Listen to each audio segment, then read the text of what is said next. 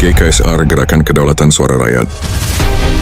Gerakan Kedaulatan Suara Rakyat atau GKSR yang terdiri dari Partai Persatuan Pembangunan atau P3, Partai Persatuan Indonesia atau Partai Perindo, Partai Hati Nurani Rakyat atau Hanura, Partai Bulan Bintang atau PBB, Partai Kebangkitan Nusantara atau PKN, Partai Berkarya, Partai Umat, dan Partai Buruh kembali menunjukkan keseriusannya untuk menyelamatkan puluhan juta suara rakyat yang selalu terbuang dalam pemilu dengan menggelar Seminar Nasional Parliamentary Threshold pada 3 Maret 2026.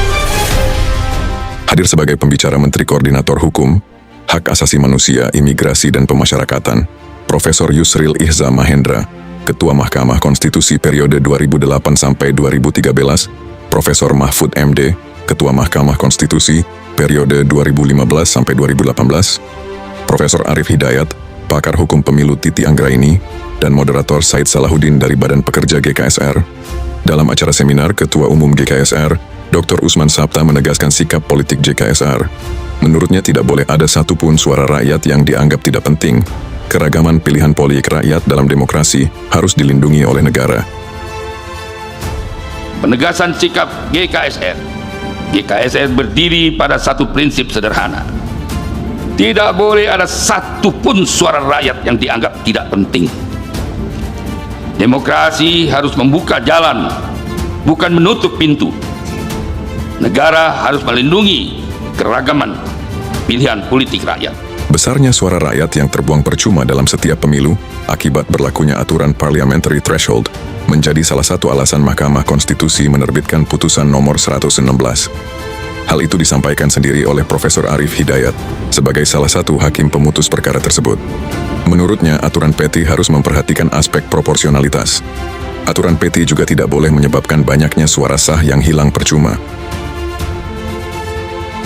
Mahkamah menekankan perlu adanya proporsionalitas, keseimbangan antara terciptanya stabilitas pemerintahan, terjadinya penyederhanaan partai, terjadinya gampang mengambil keputusan karena sederhananya di parlemen, tetapi tidak boleh melupakan apa yang tadi dipidatokan oleh Bapak Ketua Umum organisasi ini, Bapak Usman Sabta.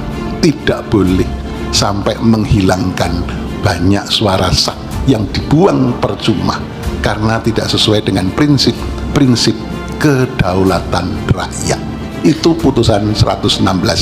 Tentang suara rakyat yang terbuang percuma, Badan Pekerja GKSR yang diwakili oleh Said Salahuddin mempresentasikan data suara terbuang di pemilu 2019 dan pemilu 2024. Secara rata-rata, jumlah suara sah terbuang di dua pemilu tersebut angkanya mencapai lebih dari 40%. Bahkan jika dibedah di tingkat daerah pemilihan, ada dapil yang jumlah suara sah terbuangnya lebih dari 70%. Jadi 40% suara sah, bukan suara tidak sah. Suara sah rakyat itu dia tidak terkonversi menjadi kursi. Kalau tadi 40% kan, 39 sampai 40% suara secara nasional yang terbuang. Tapi kalau kita bedah di dapil, jumlahnya lebih dari 50%, bahkan ada yang sampai 70%. Jadi yang jadi kursi 30%, yang 70% suara sahnya yang terpaling banyak malah jadi nggak berguna. Dalam seminar ini terungkap pula fakta bahwa pemberlakuan aturan parliamentary threshold telah memberi pengaruh terhadap proporsionalitas sistem pemilu yang berlaku di Indonesia. Berdasarkan perhitungan indeks ilmiah, sistem pemilu proporsional di Indonesia ternyata masih bersifat semi-proporsional, belum mencerminkan sistem proporsional yang murni. Hal ini sebagaimana diungkap oleh pakar pemilu Titi Anggraini. Sistem pemilu kita proporsional. Tapi ternyata dari sisi hitung-hitungan itu bisa menggunakan yang namanya indeks LSQ atau indeks LHI. Dari hitung-hitungan indeks ternyata hasil pemilu kita itu semi proporsional.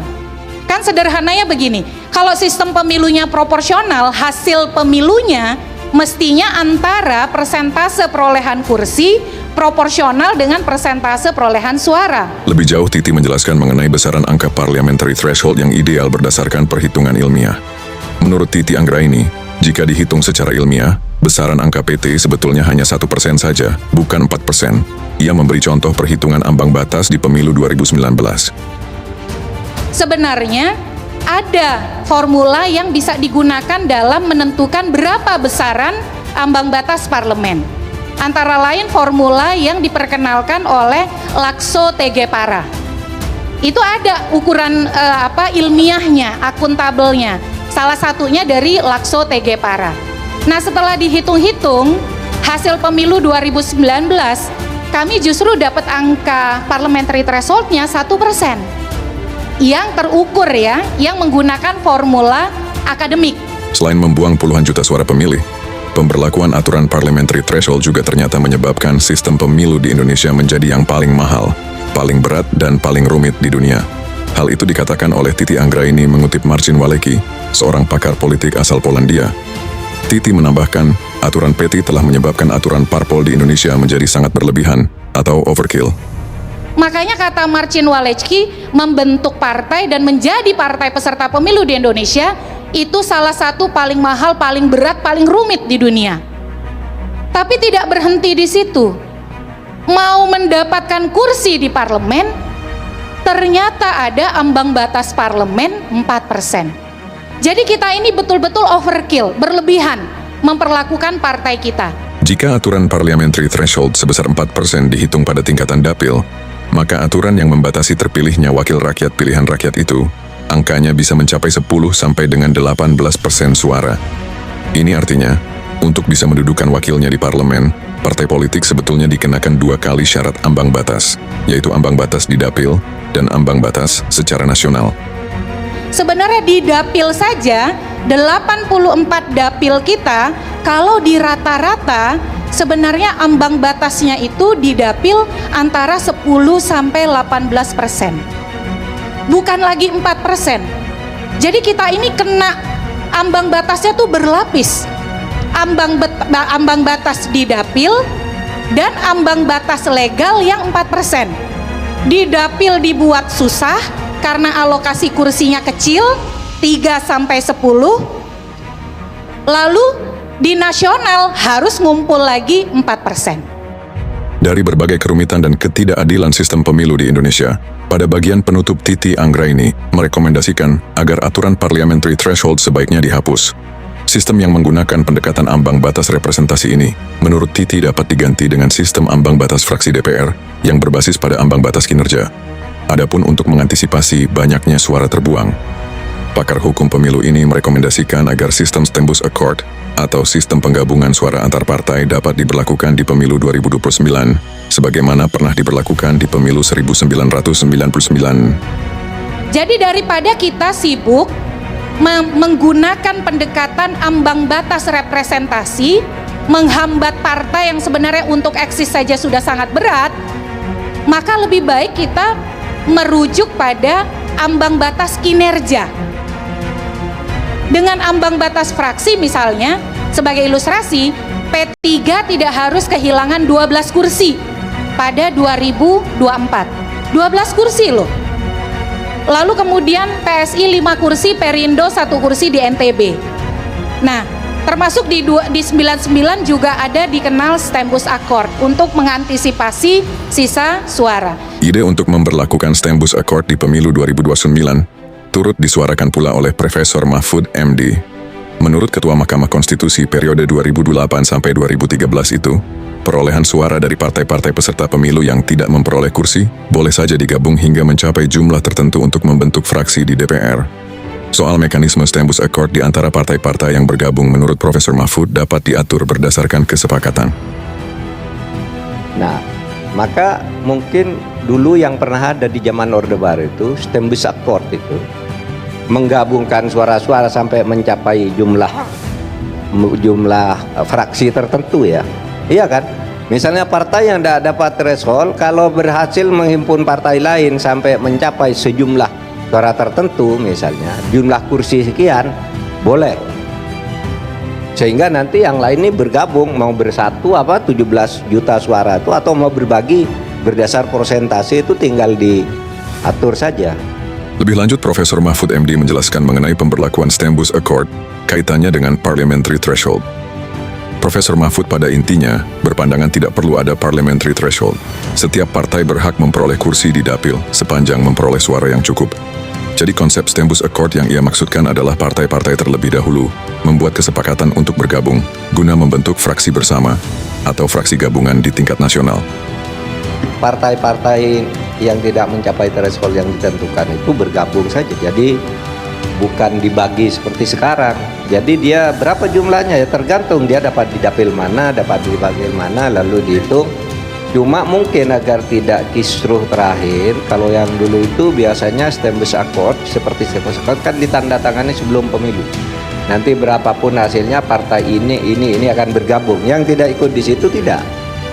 Ya, karena kalau tidak gitu nanti ada partai yang bergabung ke partai yang besar sendiri kan gitu, bisa kacau juga. Iya. Tapi bagus kita suarakan bahwa semua kursi itu diberikan kepada partai pemenang sesuai dapilnya, lalu di nasional nanti digabung dengan partai lain gitu. Menurut saya itu lebih adil.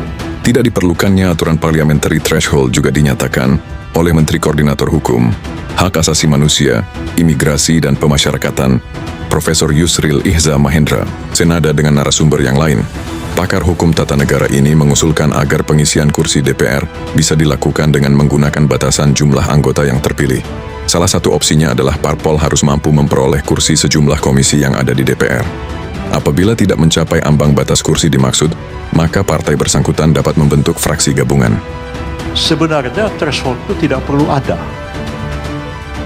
Dan threshold itu tidak ada kaitannya sama sekali dengan stabilitas pemerintahan, dengan penyederhanaan partai politik, dengan apapun teori, baik secara filosofis, teoritis maupun empiris, itu tidak pernah terbukti.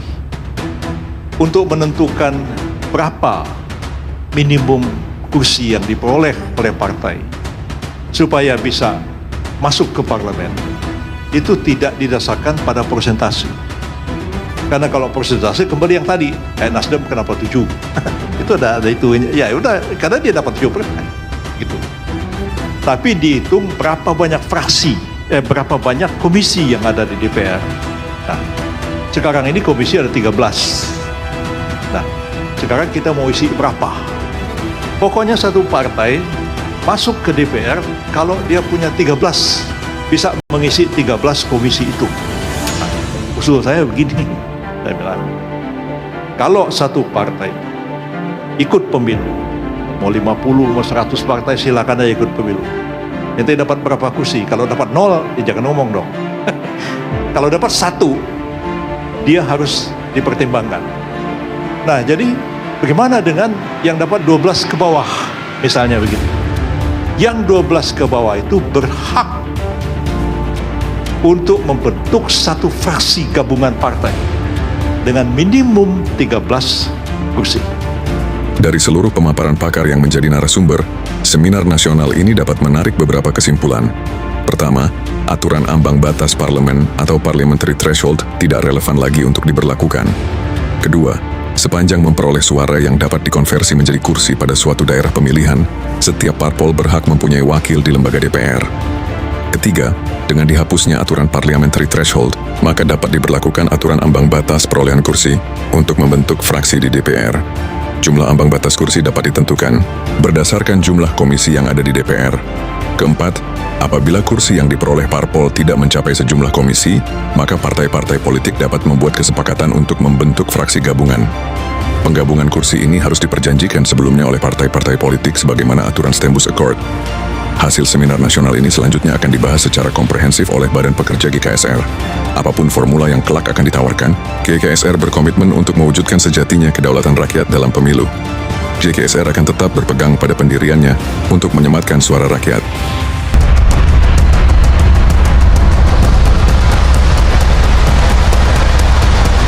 GKSR Gerakan Kedaulatan Suara Rakyat.